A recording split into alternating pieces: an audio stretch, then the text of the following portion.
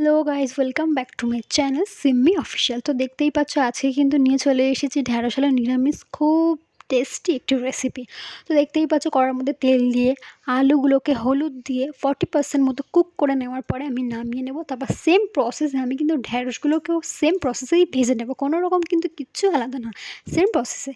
তারপরেই পাশাপাশি কিন্তু আমি একটা পেস্ট বানিয়ে নেবো, যেখানে থাকছে 4টে কাঁচা লঙ্কা, একটা টমেটোকে 2 টুকরো করে পেস্ট করে নিয়ে আমি তেলের মধ্যে ফোড়ন দিয়ে দিচ্ছি তেজপাতা, তারপর দিয়ে দিলাম 5 ফোড়ন, এবার কিন্তু দিলাম আদা বাটা, তারপর দিলাম নুন, দিয়ে একটু নাড়াচাড়া করার পরেই কিন্তু আমি পেস্টটাকে দিয়ে দেবো, দিয়ে কিন্তু নাড়াচাড়া আবার শুরু করে দেবো। দেওয়ার পরেই কিন্তু দিয়ে দিচ্ছি লঙ্কার গুঁড়ো, হলুদের গুঁড়ো, জিরের গুঁড়ো, মরিচের গুঁড়ো, তারপরে কিন্তু আবার নাড়াচাড়া করে নিচ্ছি। করে নেওয়ার পর একটু কিন্তু জল দিয়ে ভালো করে একটু মশলাটাকে কষিয়ে নিতেই হবে, তাছাড়া কিন্তু তরকারির টেস্ট আসবে না।